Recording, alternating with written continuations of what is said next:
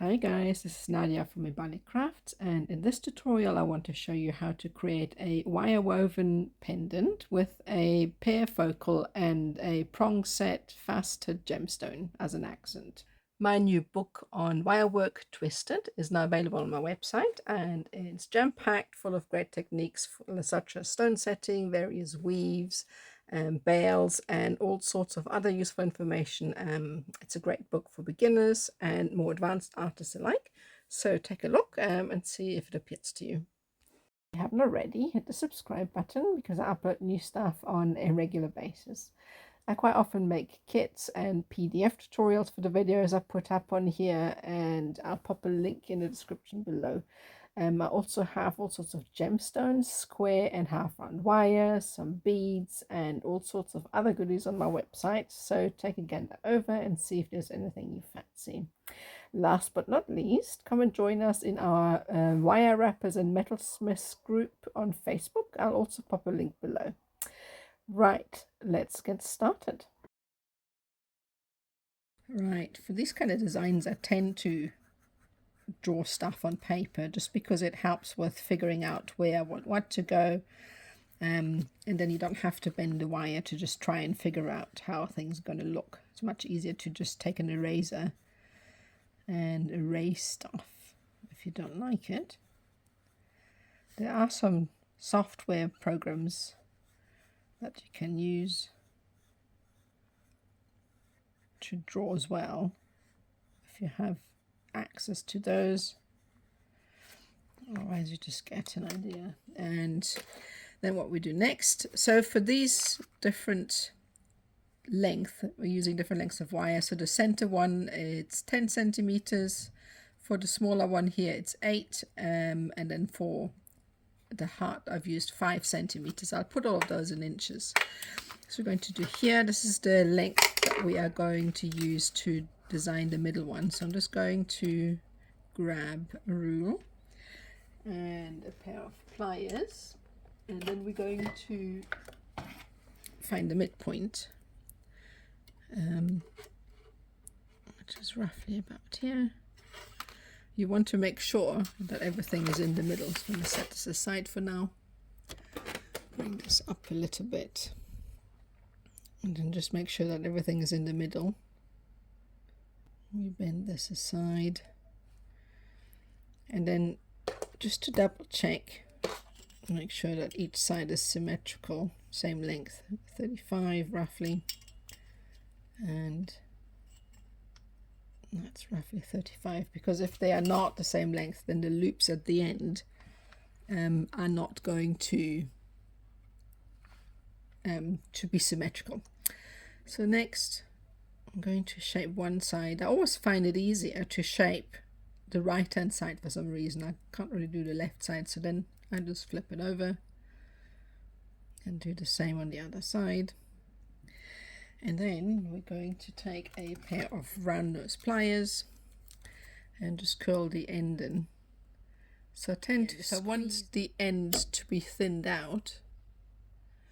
I used a pair of round nose pliers and I gently squeeze the end as I rotate. So this is quite thick wire, 1.316 gauge, just because it's loose components, so that they will be woven together at some point, but it's better to use thicker gauge to help you.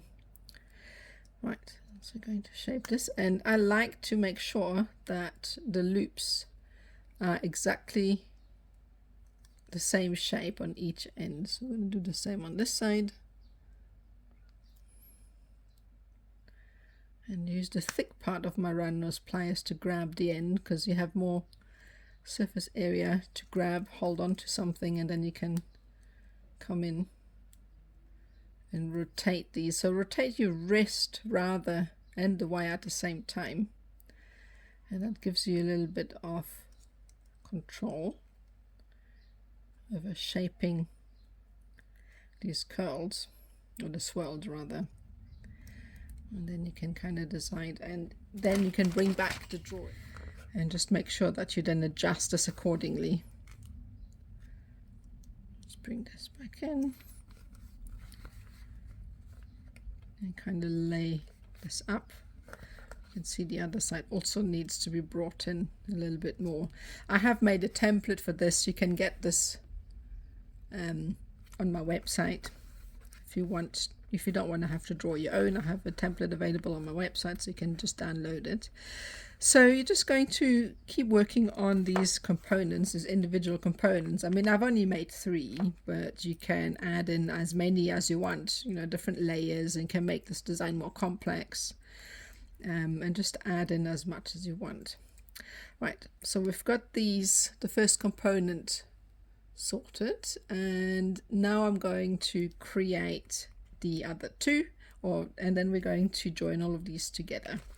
Right, so I have created 3 components, and you always want to make sure that the ends fit into each other. So to make sure that they're nice and sharp, you can come in with a pair of pliers and kind of squeeze right near the edge, and that makes sure that,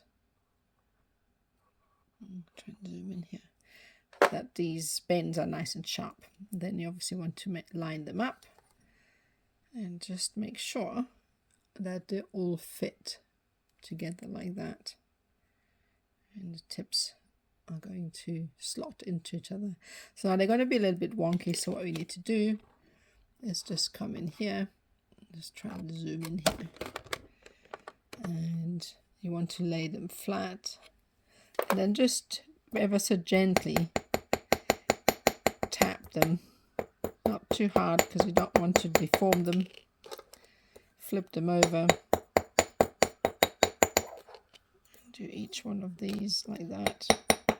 You can, if you want to, flatten them completely and texture them with a texturing hammer. I find a weave better to get together when the wire is not textured and flattened.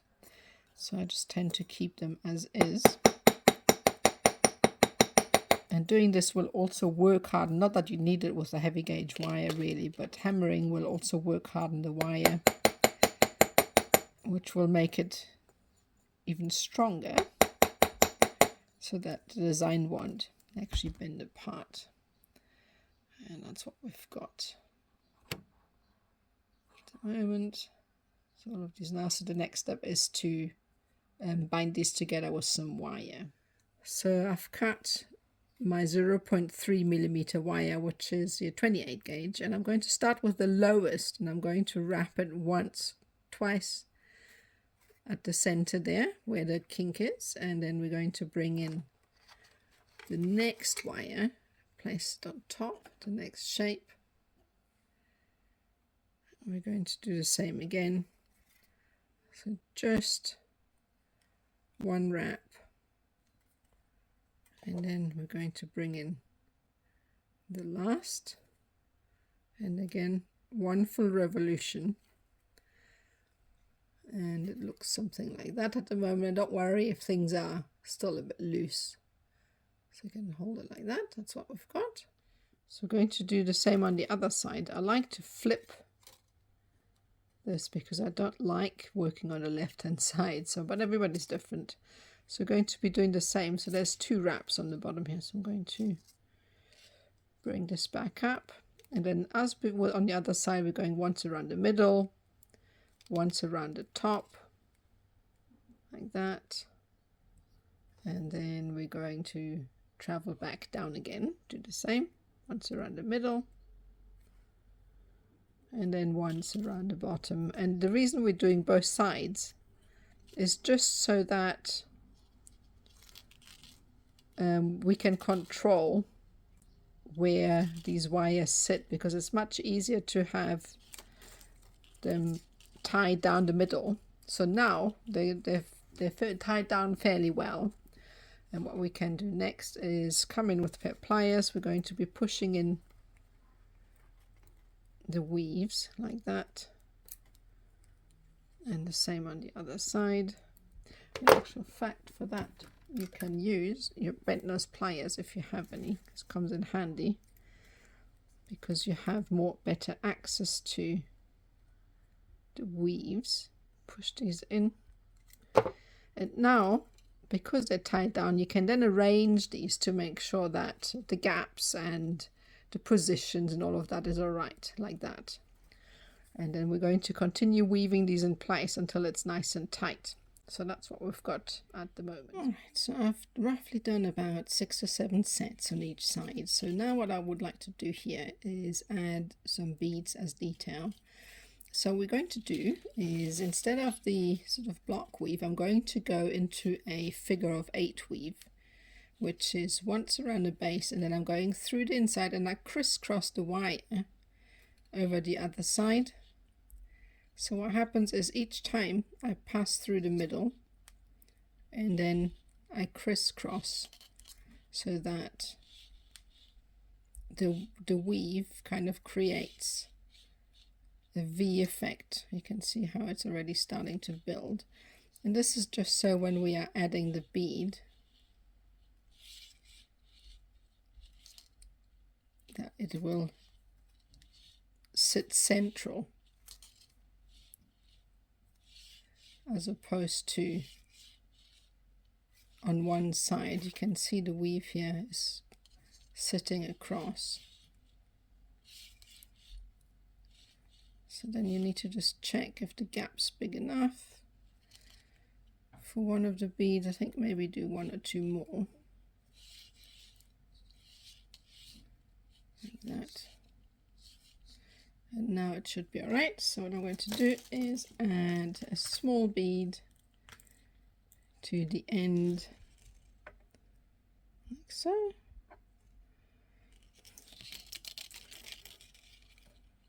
And then I'm going to attach it. There we go, that fits in nicely like that. So next I'm going to make a couple of wraps at the bottom here, just to accommodate the next bead we're going to add in, which is going to obviously be slightly bigger to maintain the sort of flow of the design. So you're going to just need to decide how many wraps you need in between each bead. So this largely depends on the size of the bead. So the bigger the bead, obviously the more space you need in between, and these wraps at the top and the bottom will help you maintain that spacing. So I'm going to do a couple of more wraps here. So now I've got another bead to add in, which is again slightly bigger. Feed that through. There we go. And then push this in and then create another wrap. So also, because there's a smaller curvature there at the bottom wire than at the top, you need to compensate for that, and maybe create more wraps at the top rather than at the bottom to sort of close the gaps a little bit. So now I'm going to add in the next bead and so forth.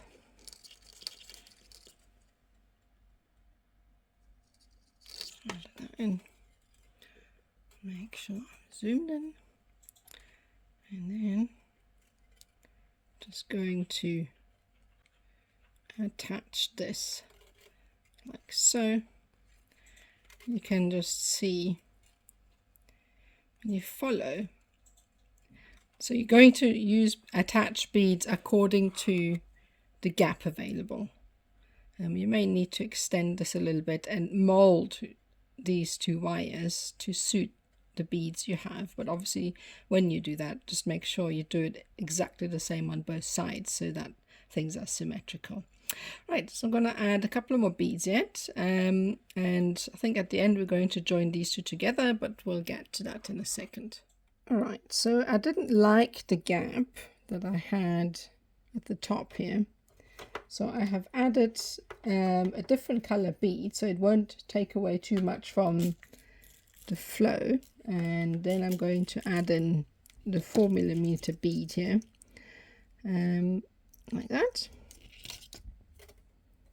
So that way the flow is kind of maintained, but the gap is also filled. So you're going to just need to gauge how it works, you know, for yours, like that.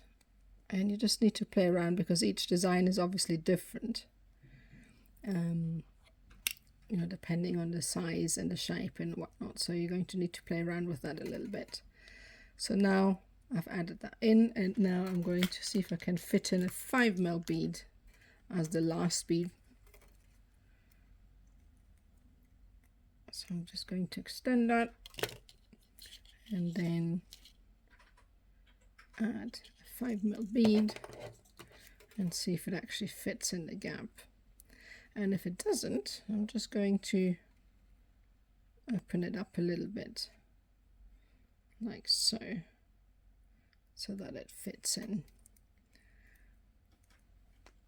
So you're going to need to come in from the inside like that to tie it off and then push it in. So if it doesn't quite fit yet, just fiddle around with the spacing a little bit. And that's what I've got at the moment.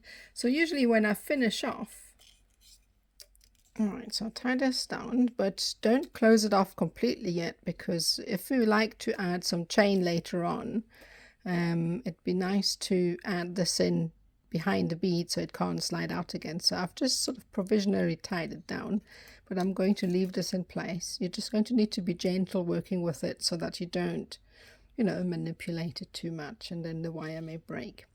Right, so what I'm going to do is I'm going to repeat this, what I've done here, on the other side, and then I'll be back for the next step. That's what I've got at the moment. Alright, so I have added a chain to the top swirl, which we're going to be using later to hang the pendant from. But if you wanted to, you can also add a chain as decoration on the side here. So I've got another piece here, and then sometimes these little links on these chains are too small, and then you can bring in a pair of pliers like that and make the ring at the end, squeeze it to make it a little bit more round, because the wire that these go on is quite thick and the links are quite fine. So you squeeze a little bit. It's a bit fiddly now, but you get the idea. You can see that the link is a little bit rounder than the others, and then you should be able to slide it on like so. It's always a bit harder to get it round the curvature. There we go, but it's on now. So now that these are on, you can then bring in the last bead. And oops, it is going to slip out. Just bring these up the top. Doesn't matter if you have the right length yet, as long as these are kind of attached to the loop, because you're going to close this off now. Bring this round, and then you can actually cut this off a little bit because you don't need it that long. That makes it a bit more manageable. So bring it through and then wrap it round a swirl like that, and then just tighten it up a little bit. If you wanted to, you could even add one more bead, I think, but I think that's enough because you don't have a bead big enough. So then I'm just going to wrap this a couple of more times.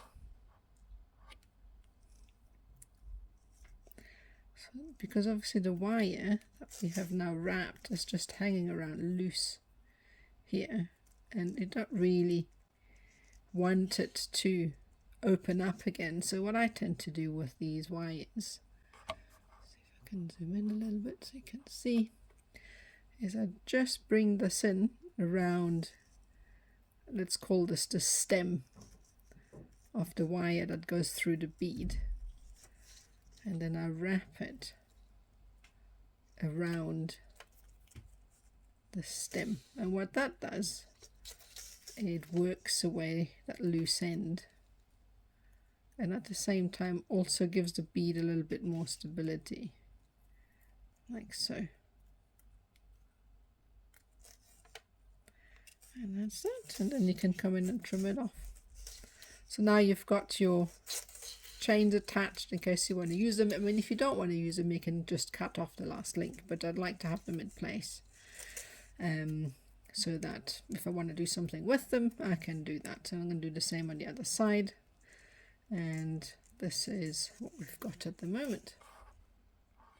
Alright, so I have now added all the beads, and I've got both the chains that I want to use for the neck piece. They are going to sit on top here, and then I've added some chains on the side here because I have decided that I might just create some drops here, and I've added these in so that they are tied in place with the beads. Okay, so I don't really know how long yet, but I'll obviously tell you. We're going to probably attach these like that, but before I do anything else, I'm going to loss this, which means I'm going to oxidize it, and I'm going to use a paintbrush because I'm trying to avoid to put the beads in loss because they're really a pain to polish. So what I do for that is I heat up hot water, obviously, and then put a drop of loss in it and use a paintbrush to, paint it on the wire where I want it to darken. Now, obviously, that doesn't work the same as, dunking it in the loss. It's not quite as potent, but it still works. But if you want to avoid, sometimes gemstones or like these beads, you can't really submerge it. That's not a way to do it. So I'm going to do that, and then I'm going to add the beads. The chains to finish off, and then we're going to add the detailed gemstones, the drops and all of that. Alright, so that's what we've got, and I'll be back in a jiffy. So I'm now attaching the last chain, and I've opened a link rather than try and slide it.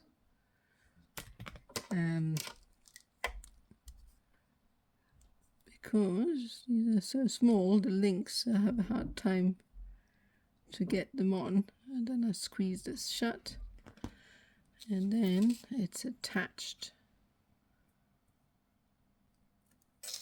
So that's what it looks like at the moment. Right, so next we are going to create a prong setting with an 8mm stone and some 0.622 gauge wire. I will pop a link to this tutorial below. And what we're going to do with this is we've got the legs at the back here, and we're going to attach this to the heart. So I'm going to feed the stone. See if I can zoom this in better. So now the stone is going to sit here. Bring it in here, and then we are going to attach it. I think we want to have the lower side at the base, the lower side of the knot further down. It's going to bring this in here and attach this to the heart. Let's do 2 wraps first, like so. You want it to obviously be in the center. Then I'm going to do the same on the other side, like so, and that will then seat the stone like so. And then I think maybe we are going to close the heart a little bit more, just so that they touch. Careful not to damage the wires with your pliers.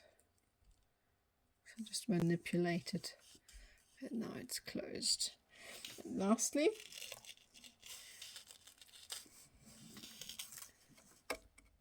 alright, so next we need to create a gallery setting. I'll pop the tutorial for that one in the comments below. But so basically what it is, it's one base wire attached to a row of prongs, which will then hold our focal stone, and then I just wind these together like so. And what I've used for this are 0.6 to 22 gauge round wire. Let's push this in. But yeah, because this is a separate tutorial that I've already made, I'm going to pop this in the comments below so that you can then create it. Now obviously if you feel this is too complex yet and you want to create something that's less complicated, you can then use a drilled bead or a drilled pear or anything else that's easier to attach, so that you don't have to create one of these. So this is what we've got.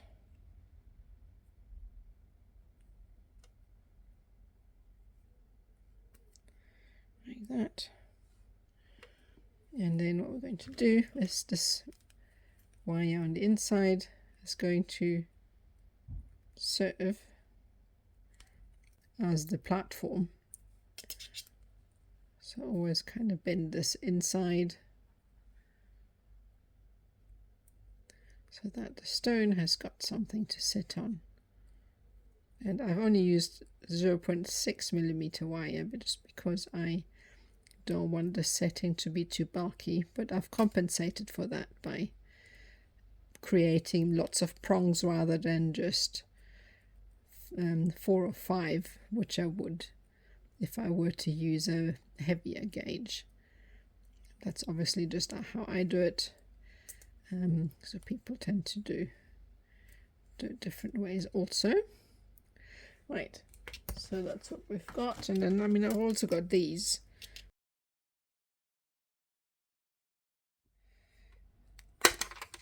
So I've got one of my mood stones.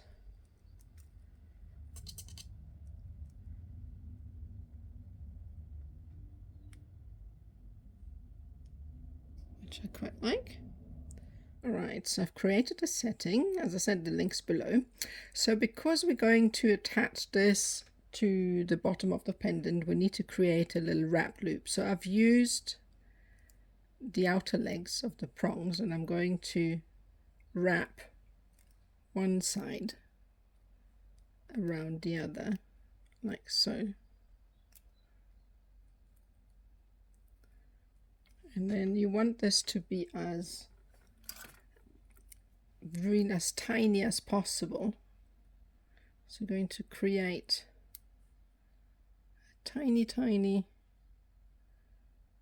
wrap loop. So I just need to check where this wire is coming from. So this wire is coming from the back, so we want to wrap the other side in the opposite direction. So I'm going to create a loop, and the smaller or the closer to the tip of the pliers you go, the smaller the loop will be. So we want to make it quite small. So I'm going around the front, and then I need to bring this down a little bit. Normally these loops are quite easy to make. I just made a hash of it this time around. So then bring it down, and then we're going to wrap it around the base. And because we're wrapping it in the opposite direction of the wire at the back, these two ends will meet. And then you can just come in here and trim these off, and then they'll meet. So this is what we've got at the moment. Right, so now we're going to attach this. If necessary, use a T-pin or anything else to create a gap so that the jump ring fits. And then just bring it through. Need a bit of wiggle. There we go. Oops, no, it fell off the other side. That's okay. So you see you wanted the loop to be as small as possible, so it doesn't stick out too much. So a bit jumping, and going to close it off, and that's it. So now it's done.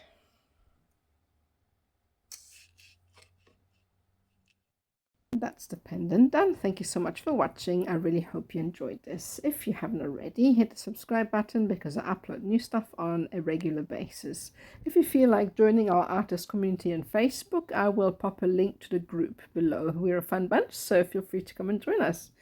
I also have social media if you want to follow some short stories that I put up occasionally, and I've got Facebook, TikTok, Instagram, Pinterest, and obviously YouTube. Also a link is below. And last but not least, to visit my shop if you're interested in getting some kits for these tutorials, gemstones, beads, wire, and all sorts of other things. So as before, there is a link to all of that in the description below. And that's it for me. Hope to see you next time. Bye.